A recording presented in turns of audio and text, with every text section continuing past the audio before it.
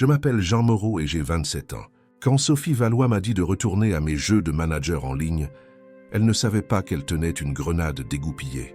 Il était 21 h, un mardi soir, chez Technologies Zénith. Le bureau était vide, à l'exception de l'équipe de nettoyage et de moi.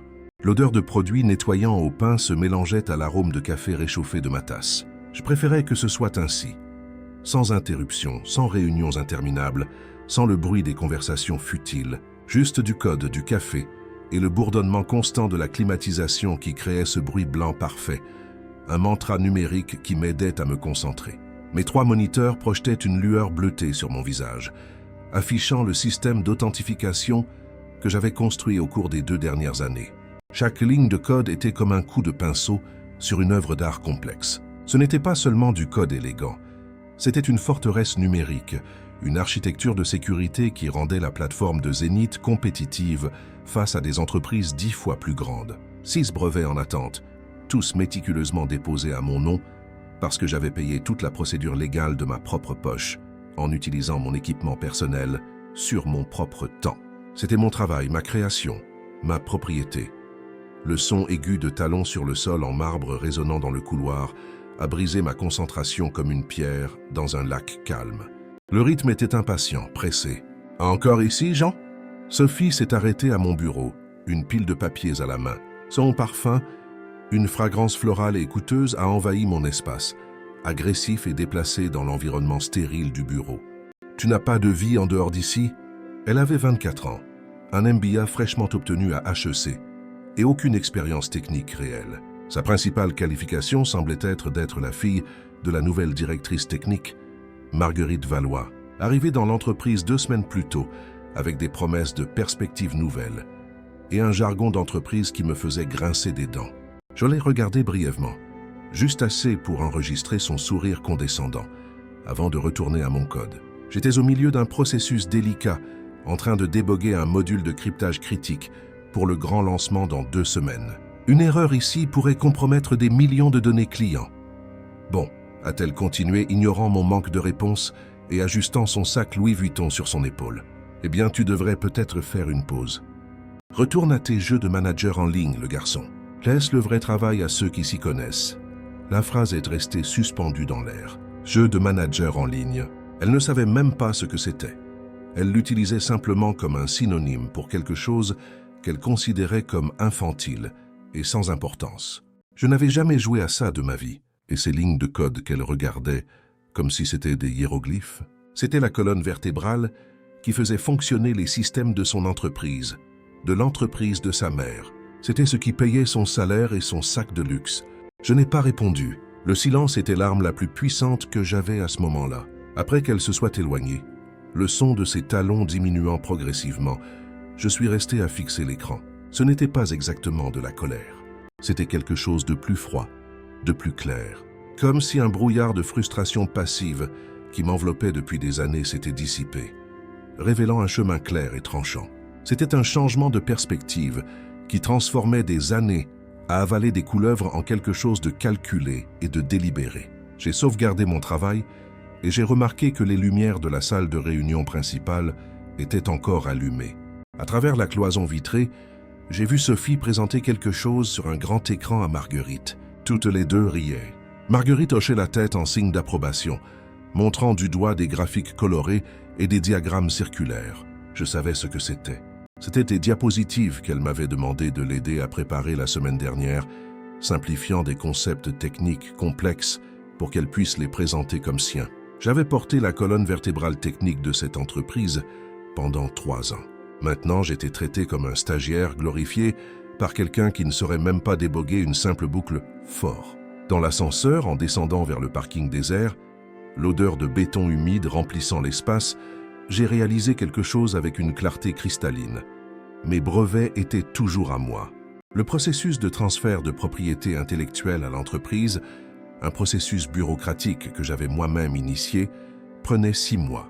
Nous en étions au 3e mois. Jusqu'à cette signature finale, légalement, la technologie qui faisait tourner Zénith m'appartenait. J'ai conduit jusqu'à chez moi sous une pluie battante, les gouttes frappant le pare-brise comme de petits marteaux, les essuie-glaces luttant pour garder la vision claire. Exactement comme mon esprit. À chaque feu rouge, à chaque rue inondée, l'idée se solidifiait. Il ne s'agissait plus d'être manqué de respect. Il s'agissait de protéger ce qui était à moi. J'étais entré chez Zénith juste après l'université, quand c'était encore une start-up de 40 personnes dans un entrepôt rénové dans le Sentier. Le fondateur, Daniel Coste, un programmeur de génie devenu entrepreneur, s'asseyait avec nous pendant les sessions de codage nocturne, mangeant de la pizza froide et discutant de problèmes architecturaux complexes. Il comprenait la technologie parce qu'il avait construit la première version du produit seul dans son appartement.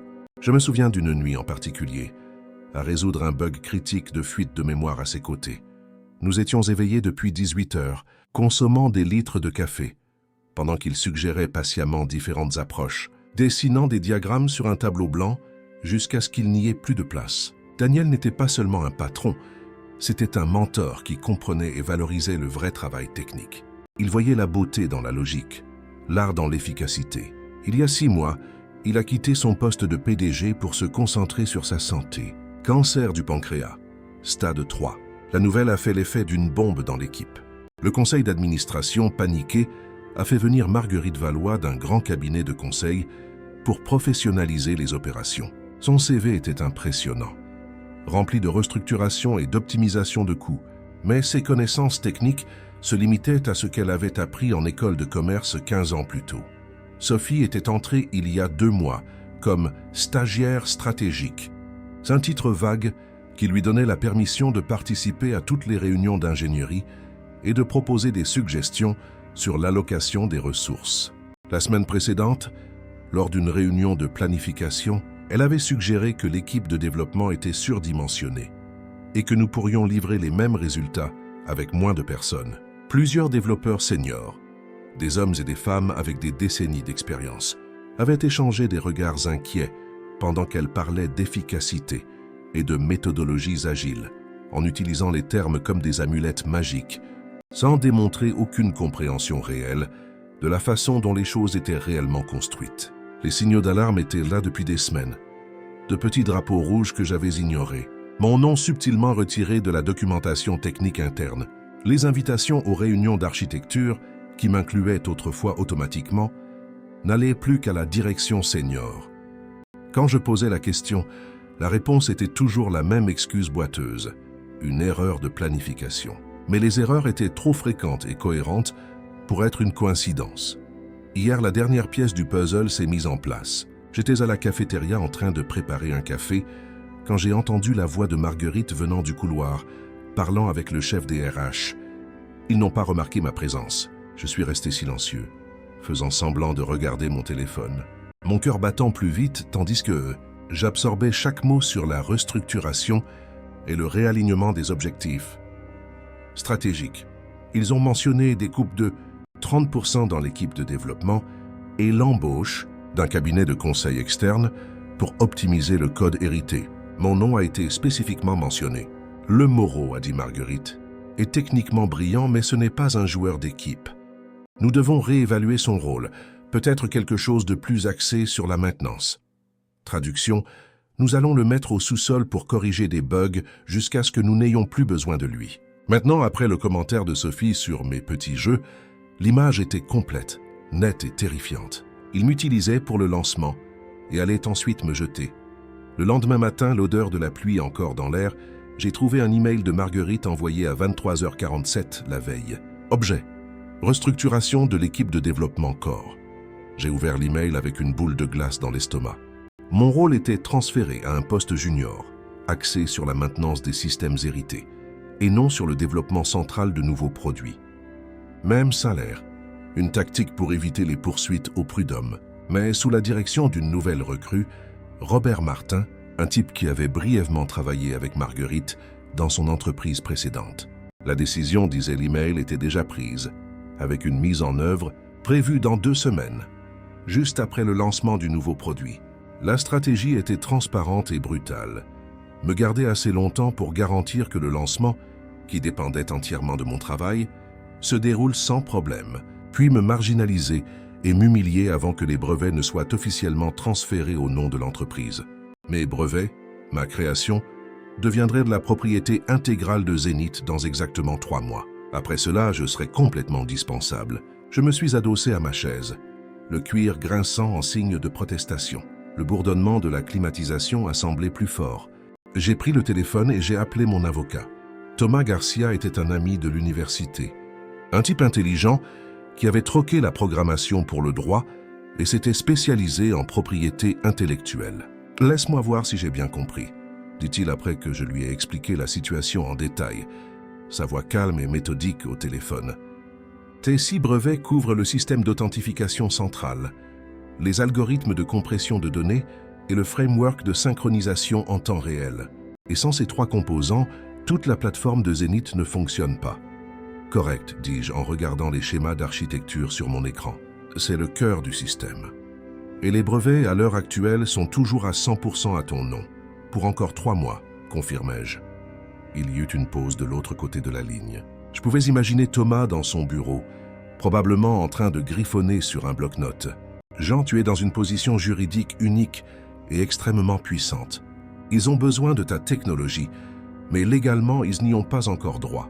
Tout code qu'ils exécutent sur leur serveur qui utilise ces processus brevetés t'appartient, jusqu'à ce que la propriété intellectuelle change formellement demain. » « Que se passerait-il si je leur révoquais l'accès à mon travail ?» demandai-je, la question qui me brûlait l'esprit. « Légalement, tu en as le droit. Les contrats de travail couvrent généralement les inventions futures, mais tes brevets ont été déposés avant la clause spécifique qu'ils ont insérée dans ton contrat de renouvellement annuel. Il y a une faille dans leur couverture légale, une faille de la taille d'un camion. Et en pratique ? En pratique, leur système planterait instantanément et complètement.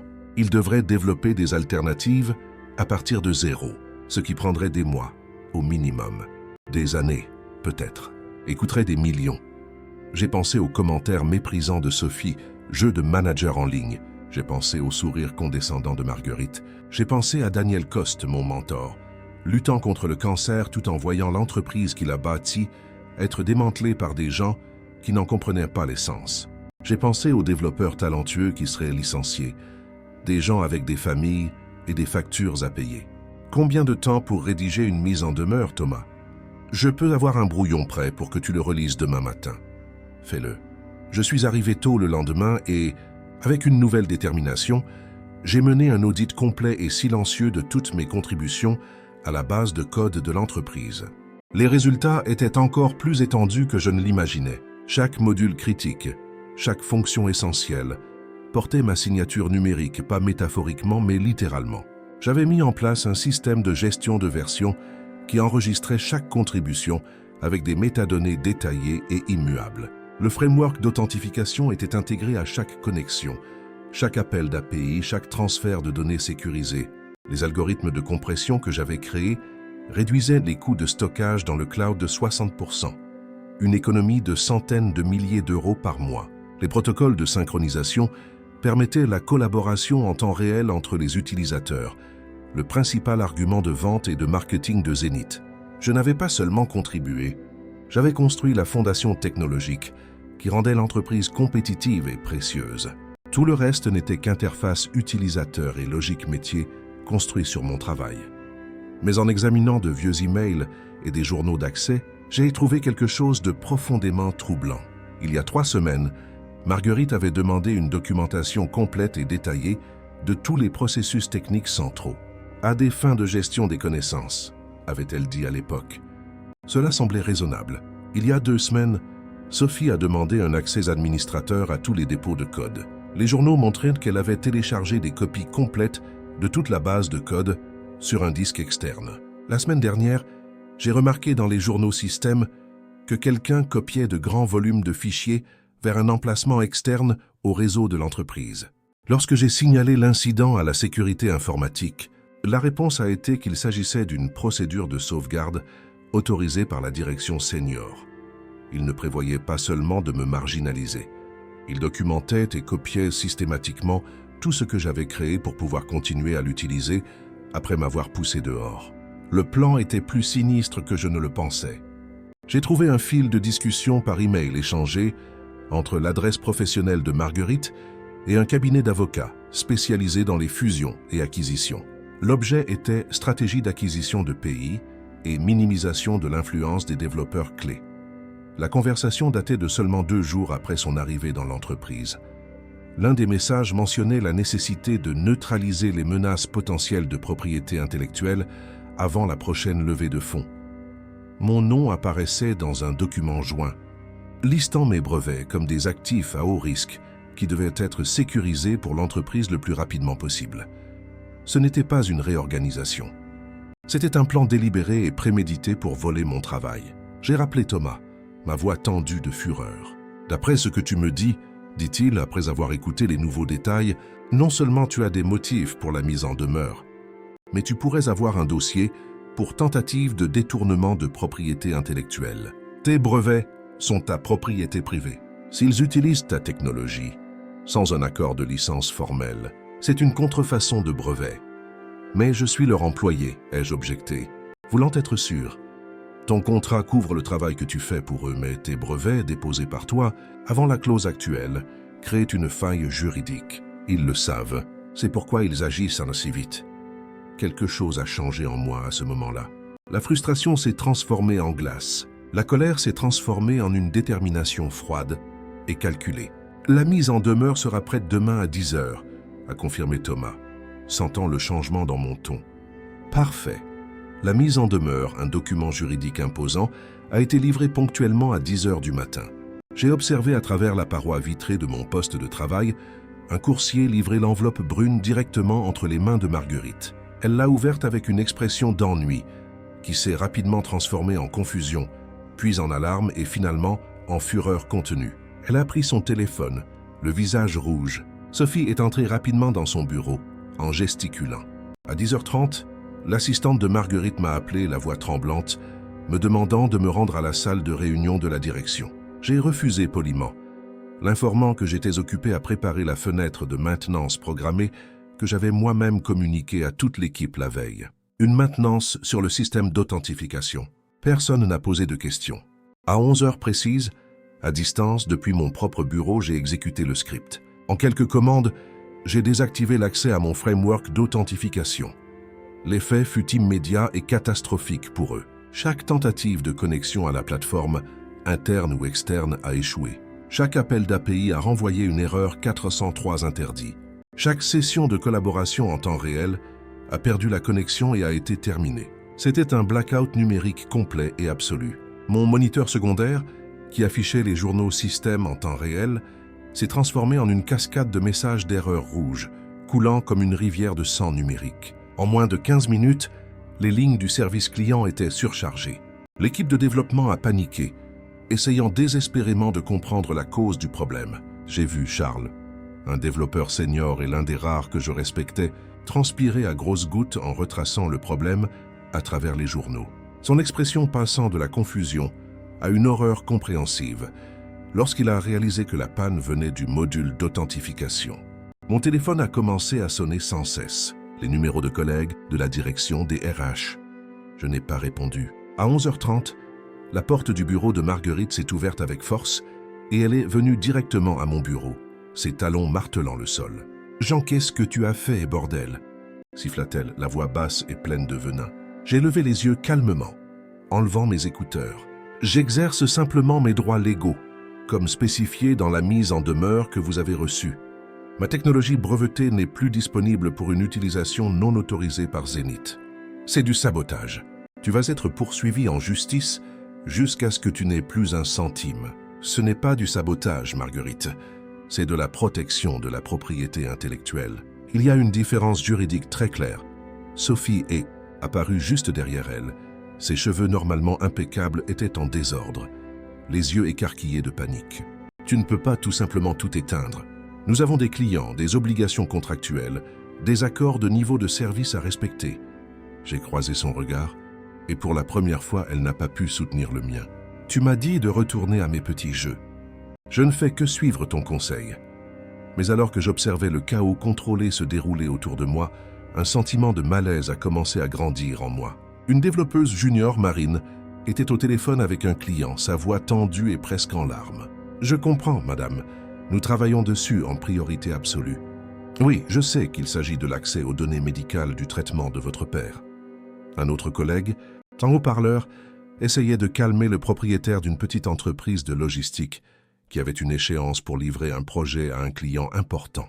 Il dépendait entièrement de notre plateforme pour coordonner les livraisons. « Vous êtes notre seule option », la voix désespérée sortait du haut-parleur. « Si nous ne pouvons pas accéder aux données et livrer le rapport d'ici demain, nous perdons le contrat. Il y a 10 familles qui dépendent de ce contrat. » Charles a raccroché un appel avec un lourd soupir et a passé ses mains sur son visage. Il s'est approché de mon bureau, parlant bas pour que seul moi puisse entendre. « Jean, dit-il, la voix pleine d'épuisement, je sais que tu as tes raisons. Et honnêtement, la plupart d'entre nous comprennent.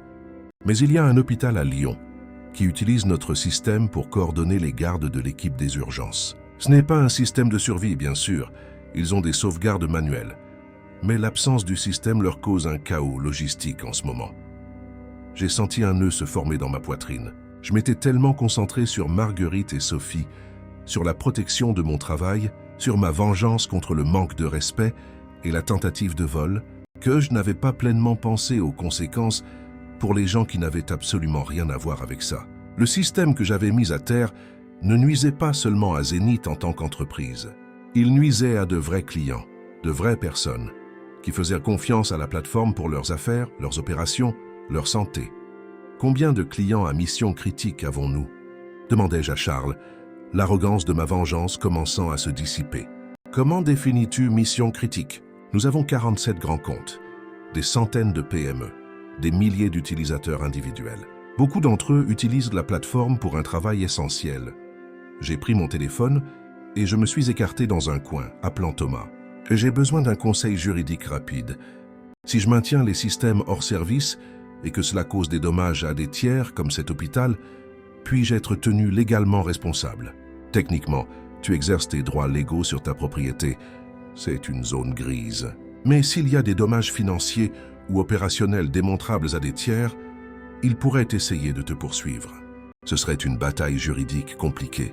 Et moralement, il fit une pause. Jean, quel est vraiment ton objectif final ici? C'était une bonne question. Une question que j'aurais dû me poser avant. J'ai regardé autour du bureau. Marine était toujours au téléphone. La voix maintenant brisée, essayant de calmer la cliente du dossier médical. 2 développeurs couraient entre les postes, essayant de trouver une solution qui n'existait pas. Le service client était clairement surchargé et en train de s'effondrer. Mon objectif était de protéger mon travail, d'exiger le respect, d'empêcher qu'on me vole et qu'on me jette. Mais ça, c'était utiliser un bazooka pour écraser une mouche, causant des dommages collatéraux à des civils innocents. « Thomas, dis-je, la décision se formant dans mon esprit, prépare les documents pour une négociation. Je vais remettre les systèmes en marche dans 1 heure. » Je suis allé directement au bureau de Marguerite. Elle était au téléphone, la voix tendue, et d'après ce que j'ai pu entendre, c'était quelqu'un du conseil d'administration. Quand elle m'a vu à la porte, elle a raccroché brusquement. « J'ai une proposition », dis-je avant qu'elle ne puisse commencer à crier. « Je vais restaurer les systèmes, temporairement. »« Temporairement » répéta-t-elle méfiante. « Nous avons 48 heures avant le lancement officiel. Je garantirai que tout se passe sans problème. Je formerai ceux qui ont besoin d'être formés pour la transition. Mais en échange, nous allons négocier un accord juste et définitif sur mes brevets. » Sophie, qui était dans un coin de la pièce, était sur le point de parler. Mais Marguerite la fit taire d'un geste rapide de la main. « Quel genre d'accord as-tu en tête ? » Les brevets restent miens à mon nom. Zénith reçoit une licence d'utilisation exclusive de 5 ans, moyennant le paiement de redevances équitables sur les revenus. Après 5 ans, la licence devient non exclusive. Je quitte l'entreprise immédiatement après la transition, avec une indemnité de départ adéquate et des références positives. Et aucune des parties n'engagera de poursuite judiciaire contre l'autre. Tu nous fais du chantage au sein de notre propre entreprise, cracha-t-elle les mots. Je négocie. L'alternative est que je maintienne les systèmes hors service indéfiniment et que nous perdions tous. Vous, moi et plus important encore, des dizaines de clients innocents qui ne méritent pas d'être pris entre 2 feux. Marguerite m'a étudié un long moment, ses yeux calculant les options. Pourquoi ce changement d'attitude? Il y a 1 heure, tu semblais prêt à tout réduire en cendres. Parce que j'ai réalisé que détruire Zénith signifie détruire le travail de beaucoup de gens bien qui sont encore ici. Et cela signifie nuire à des clients qui nous ont fait confiance. Ce combat ne les concerne pas. Il s'agit de respect et de juste reconnaissance pour ce que j'ai construit. J'ai vu quelque chose changer dans son expression, peut-être une lueur de compréhension. Je dois parler au conseil. Vous avez 2 heures. Après cela, mon offre expire et nous revenons à l'impasse juridique et je vous garantis que la presse spécialisée en technologie adorera entendre parler de ça. Je suis retourné à mon bureau et, dans une décision que je savais controversée, j'ai réactivé partiellement les systèmes, juste assez pour que les opérations critiques des clients puissent continuer, mais pas entièrement fonctionnelles pour le développement interne. C'était un compromis, une démonstration que je contrôlais toujours la situation, mais aussi un geste de bonne foi, montrant que mon but n'était pas de nuire inutilement à des innocents. Charles est venu à mon bureau. « Merci. La femme du dossier médical a pu accéder aux données dont elle avait besoin. Écoute, Charles, je suis désolé de vous avoir mis, toi et l'équipe, dans cette situation. Vous ne méritiez pas ça. » Il a haussé les épaules, un sourire fatigué sur le visage. « Honnêtement, la moitié de l'équipe est de ton côté. Nous savions tous ce qu'ils essayèrent de faire. Mais Jean, tu dois trouver un moyen de gagner qui ne nous blesse pas aussi dans le processus. » Il avait raison. Exactement 2 heures plus tard, j'ai reçu l'appel de Marguerite. « Le conseil a accepté de négocier tes conditions. Mais ils ont une condition. Ils veulent que Daniel Coste soit présent à la conversation comme médiateur. » Daniel, notre fondateur malade, était ramené pour arbitrer la crise dans l'entreprise qu'il avait créée. La réunion a été fixée pour le lendemain, dans une salle de conférence neutre, en dehors de l'entreprise. Daniel est arrivé en fauteuil roulant, visiblement affaibli par la chimiothérapie, plus mince, plus pâle, mais avec les mêmes yeux vifs et intelligents dont je me souvenais. « Jean, dit-il d'une voix faible mais ferme, raconte-moi ta version des faits. Sans détour. » J'ai tout expliqué. Les brevets, le plan délibéré de me marginaliser, le commentaire de Sophie, ma réaction drastique, et ce que j'avais appris sur les conséquences involontaires pour des innocents. Il a tout écouté en silence, sans interrompre. Puis il s'est tourné lentement vers Marguerite. « Et votre version ?» Elle a hésité, l'arrogance d'entreprise disparaissant sous le regard perçant de Daniel. Nous étions en train de restructurer pour optimiser l'efficacité. Jean est talentueux, mais il est difficile à gérer. Nous pensions qu'il serait plus productif dans un rôle différent. « Difficile à gérer », répéta Daniel, le mot sonnant comme une absurdité. « Marguerite, quand j'ai fondé cette entreprise, le principe numéro 1 était simple. Celui qui construit la technologie a une voix dans les décisions concernant la technologie. Jean a construit la colonne vertébrale de ce qui nous a rendus compétitifs, et vous prévoyez de le pousser dans une salle de maintenance et de garder son travail. Ce n'était pas tout à fait ça. C'était exactement ça. J'ai lu les copies des emails que Jean a fournis à son avocat. » Daniel s'est alors tourné vers moi. « Mais Jean, tu as aussi commis une erreur. Éteindre les systèmes était un acte de pouvoir, mais cela a nui à des innocents, des clients qui nous ont fait confiance. Tu avais tout à fait le droit de protéger ton travail, mais tu n'avais pas le droit de blesser des tiers dans le processus. » J'ai senti le poids de ces mots. C'était la vérité. Je sais. C'est pourquoi j'ai arrêté et proposé la négociation. Daniel a hoché la tête, satisfait. Voici ce qui va se passer. Jean, tes brevets restent les tiens. Zenith aura une licence exclusive de 5 ans, avec des redevances de 3% du chiffre d'affaires brut généré par les produits utilisant ta technologie. Zenith te versera une indemnité de 2 ans de salaire. Tu recevras des références positives. Et tu restes jusqu'au lancement pour assurer une transition douce et professionnelle. Il a ensuite regardé Marguerite. Et vous, vous allez apprendre que dans une entreprise de technologie, le respect pour ceux qui construisent n'est pas une option. C'est essentiel pour la survie. Enfin, il s'est tourné vers Sophie qui semblait vouloir disparaître dans sa chaise. Et vous, jeune fille, vous allez apprendre que les commentaires méprisants et l'arrogance ont des conséquences. Vous êtes hors de l'ingénierie.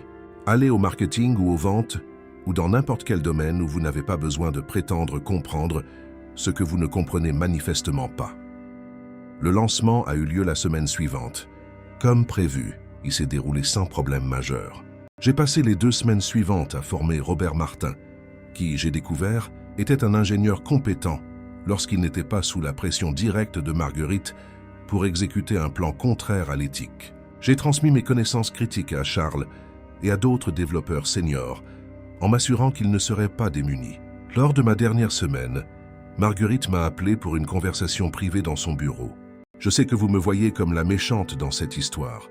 a-t-elle commencé de manière étonnamment directe. Et peut-être que je le suis, mais je veux que vous compreniez une chose. Quand le conseil m'a engagé, Zénith avait de graves difficultés financières que Daniel, par fierté, cachait. Nous avions 6 mois de trésorerie. La pression était immense pour réduire les coûts, augmenter l'efficacité à tout prix et nous rendre attractifs pour des investisseurs ou un acheteur potentiel. Elle fit une pause, regardant par la fenêtre. Cela ne justifie pas la façon dont je vous ai traité, mais cela explique pourquoi j'étais si obsédé par le contrôle de tous les aspects de l'entreprise, y compris la propriété intellectuelle. J'étais terrifié de perdre le moindre avantage concurrentiel que nous avions. Pourquoi me racontez-vous ça maintenant? Parce que vous aviez raison sur une chose. Je ne comprends pas la technologie en profondeur. J'ai essayé de compenser cette lacune par le contrôle et l'autorité. C'était une erreur. Daniel vient de me donner 3 mois pour prouver que je peux diriger cette entreprise en respectant l'équipe technique. Sinon, il revient de son traitement comme PDG et je suis dehors. C'était la première fois que je la voyais comme autre chose qu'une dirigeante ambitieuse et sans scrupules. J'ai vu une personne sous une pression énorme, essayant désespérément de sauver une entreprise au bord de l'effondrement et commettant des erreurs terribles dans le processus. Écoutez un conseil non sollicité, dis-je. Engagez un vrai directeur technique, quelqu'un en qui vous avez confiance et qui comprend profondément la technologie. Vous vous concentrez sur les opérations et les affaires. Laissez les décisions techniques à ceux qui savent. Elle a hoché lentement la tête. Charles a suggéré la même chose ce matin. J'ai quitté Technologie Zénith avec un chèque généreux en poche et quelque chose de bien plus précieux. Une clarté douloureuse sur qui j'étais et ce que je valorisais. J'ai passé les 3 mois suivants à voyager, déconnecté, à réfléchir, à digérer. J'ai lu sur l'éthique des affaires, sur le leadership. J'ai étudié des cas de conflit entre innovateurs et entreprises. J'ai parlé avec d'autres développeurs qui avaient été confrontés à des situations similaires. La vérité inconfortable était que j'avais entièrement raison de me défendre, mais que j'avais terriblement mal exécuté. Protéger ma propriété intellectuelle était légitime. Utiliser cette protection pour nuire à des clients innocents ne l'était pas. Avec l'argent de l'indemnité et les premiers chèques de redevance, j'ai fondé Forteresse Numérique, mais cette fois, avec un ensemble de principes non négociables. Premièrement, protection automatique de la propriété intellectuelle pour tous les développeurs. Chaque ligne de code tracée et attribuée. Des contrats clairs et justes sur la propriété dès le premier jour. Deuxièmement, une culture de respect absolu pour la compétence technique. Ceux qui construisent ont une voix proportionnelle à leur impact, sans exception. Troisièmement, une responsabilité sacrée envers les clients. Ne jamais utiliser la technologie comme une arme, d'une manière qui nuise à des tiers innocents. J'ai engagé Charles comme mon premier directeur technique. Il a fait venir Marine et plusieurs autres bons développeurs de Zénith qui étaient mécontents. Nous avons construit quelque chose de mieux. Au cours des 6 premiers mois, 3 concurrents de Zénith ont acheté une licence de ma technologie directement auprès de moi, pour des montants substantiels. La première année, Forteresse Numérique comptait 80 employés et une valorisation de 200 millions d'euros. 2 ans plus tard, j'ai reçu un appel inattendu. « Jean, c'est Daniel. J'ai besoin de te demander une faveur. » Sa voix était faible, fatiguée. « Bien sûr, Daniel. De quoi as-tu besoin ?» Zénith est en cours de vente. Nous avons trouvé un bon acheteur, une entreprise qui gardera l'équipe et les projets. Mais il s'inquiète de la dépendance à ta technologie. La licence exclusive expire dans 3 ans. Envisagerais-tu de la renouveler pour une durée plus longue? Pourquoi ferais-je ça? Ai-je demandé, sincèrement curieux. Parce que 150 personnes travaillent encore là-bas. De bonnes personnes qui n'ont rien à voir avec ce qui s'est passé. Si tu ne renouvelles pas la licence, l'acheteur pourrait se retirer de l'affaire et l'entreprise fermerait ses portes. C'était une demande juste. Envoie-moi les détails de la proposition. Je vais y réfléchir. J'ai étudié la proposition d'acquisition. L'entreprise acheteuse semblait décente, avec une culture axée sur la technologie, pas sur l'extraction de valeur à court terme. J'ai renouvelé la licence pour 10 ans de plus, mais avec des clauses contractuelles qui protégeaient les employés de Zénith contre les licenciements arbitraires pendant au moins 24 mois. « Merci », a dit Daniel quand je lui ai communiqué ma décision. « Tu aurais pu nous laisser mourir. » J'aurais pu, mais ça n'aurait pas été une question de justice. Ça aurait été une question de vengeance. Et j'ai appris la différence. Daniel est mort 6 mois plus tard. À l'enterrement, Marguerite est venue me voir. Il parlait toujours de toi ces derniers mois. a-t-elle dit. Il disait que tu étais devenu ce qu'il aurait dû être lui-même, quelqu'un qui défendait ses valeurs, mais qui savait où tracer les limites éthiques.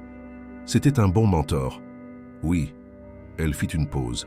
Je quitte Zénith. Le nouveau propriétaire a amené un vrai directeur technique, comme tu l'as suggéré. Je retourne dans le conseil, mais avec une orientation différente. Aider les entreprises à créer des cultures qui respectent le talent technique.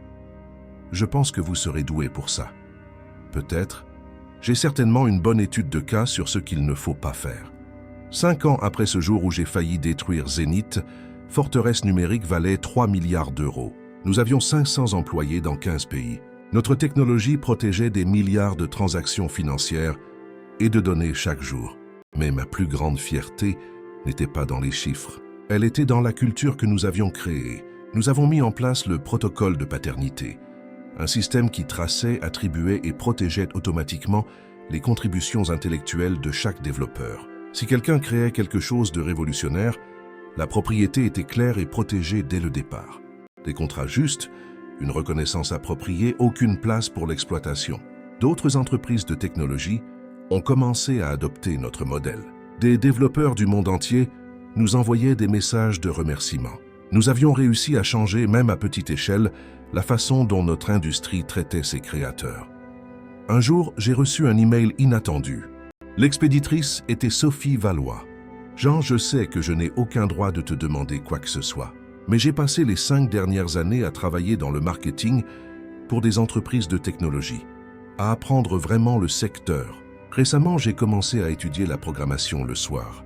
Non pas pour essayer d'être une ingénieure senior, je n'ai aucune illusion sur mes limites, mais pour vraiment comprendre ce que j'essayais de gérer il y a des années. Si un jour Forteresse Numérique a besoin de quelqu'un qui comprend à la fois le côté technique et le côté business, et qui est prêt à donner une seconde chance à quelqu'un qui a commis d'énormes erreurs mais qui a appris d'elles, j'adorerais en discuter. Sans attente, Sophie. J'ai montré l'email à Charles. La décision t'appartient, dit-il. Mais souviens-toi de ce que tu dis toujours. Les gens peuvent changer et méritent une chance de le prouver. 3 mois plus tard, Sophie a commencé comme chef de produit junior. Pas dans l'ingénierie, elle avait raison sur ses limites, mais sur le pont délicat, entre l'équipe technique et l'équipe commerciale. Ce fut incroyablement difficile pour elle. L'équipe était sceptique, méfiante. Elle a dû prouver chaque décision, justifier chaque étape, accepter des critiques qu'elle aurait autrefois considérées comme des insultes personnelles. Mais elle a persévéré, avec une humilité que je n'aurais jamais cru qu'elle possédait. 1 an plus tard, elle a identifié une opportunité de marché que nous avions tous manqué. Les entreprises familiales ayant besoin d'une sécurité de niveau entreprise avec la simplicité d'un produit grand public. Elle a dirigé le développement d'une nouvelle gamme de produits qui, en 2 ans, est devenue 30% de notre chiffre d'affaires annuel. Tu as réussi, lui ai-je dit après une présentation particulièrement brillante au conseil d'administration. Je n'ai pas réussi, a-t-elle corrigé avec un sourire. Je deviens compétente. Il y a une différence. La compétence se construit avec un travail acharné. L'arrogance ne fait que s'exposer avec le temps. À la veille de mon 35e anniversaire, j'ai été invité à être le parrain de la promotion d'informatique de l'Université de la Sorbonne. J'ai regardé des centaines de visages jeunes et plein d'espoir dans l'auditoire. Vous allez entrer dans un monde où votre travail sera souvent sous-évalué, ai-je commencé. Où des gens qui ne comprennent pas ce que vous faites essaieront de vous dire comment vous devriez le faire, où la politique semblera parfois plus importante que la compétence. Voici ce que j'ai appris. Protégez vos créations, valorisez votre travail, exigez le respect, mais si c'est crucial, faites-le sans devenir exactement ce que vous combattez. Défendez-vous sans détruire des innocents en chemin. Cherchez la justice, pas la vengeance. Parce qu'à la fin, la manière dont vous gagnez compte tout autant que le fait de gagner. Le code, c'est le pouvoir. Les brevets, c'est la protection. Mais le caractère, c'est la fondation. Construisez vos carrières sur une base solide. Aujourd'hui, à 38 ans, je me réveille dans mon appartement dans le Marais. Ce n'est pas le plus grand de la ville, mais il est confortable. Dans mon bureau à domicile, j'ai une seule photo encadrée. Moi et Daniel, cette nuit-là, en train de résoudre le bug critique, tous deux épuisés, mais souriants. Sous la photo, une simple plaque de métal avec 3 mots. Construire avec intégrité. Forteresse Numérique continue de croître. Mais ma plus grande satisfaction vient des messages que je reçois de développeurs disant que notre culture les a inspirés à exiger un meilleur traitement dans leurs propres entreprises, que notre protocole de paternité les a protégés de l'exploitation, que notre histoire leur a appris qu'il est possible de se défendre avec des principes. Zenith existe toujours, plus petite, mais stable et avec une bonne culture. Marguerite est une consultante respectée en gestion éthique des entreprises de technologie. Sophie est une directrice de produits compétente et respectée dans ma propre entreprise. Charles, mon directeur technique et associé, continue d'être l'esprit technique brillant qui transforme les idées en réalité. Et moi, je code encore tard le soir parfois. Non par obligation, mais par amour de l'art. Parce qu'en fin de compte, le code n'est pas seulement un travail. C'est l'expression de notre façon de penser, de résoudre des problèmes et de construire l'avenir. La semaine dernière, j'ai rencontré une jeune développeuse dans un café près du bureau. Ordinateur portable ouvert, code à l'écran, la même expression frustrée que je connaissais si bien. « Problèmes avec le code ?» ai-je demandé. Elle a soupiré. Mon patron a dit que ma solution est trop complexe. Il veut que je simplifie, mais la simplification qu'il suggère sacrifiera la sécurité du système. Et vous savez que votre solution est la bonne? Je le sais. J'ai testé toutes les possibilités. Mais il ne comprend pas assez le code pour voir pourquoi. Je lui ai tendu ma carte de visite. S'il ne valorise pas votre travail, trouvez un endroit qui le fera. Ou mieux, construisez votre propre endroit. Mais faites-le de la bonne manière dès le début. Des contrats clairs, une propriété intellectuelle protégée et des valeurs en ordre. Elle a regardé la carte et ses yeux se sont écarquillés. « Vous êtes Jean Moreau, de l'histoire de Zenith ?» C'est moi. Et la vraie leçon de cette histoire n'est pas sur la vengeance ou la destruction de systèmes, c'est sur le fait de connaître sa valeur, de la défendre avec intégrité et de construire quelque chose qui dure.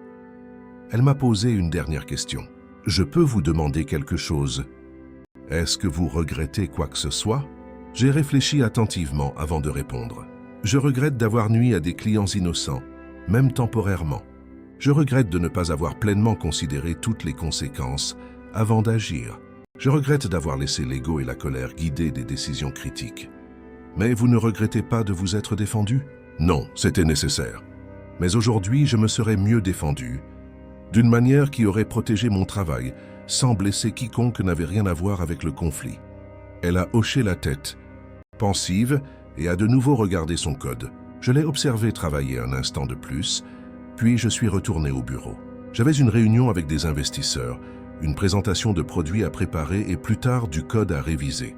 La vie de ceux qui construisent l'avenir. Une ligne de code à la fois, avec intégrité.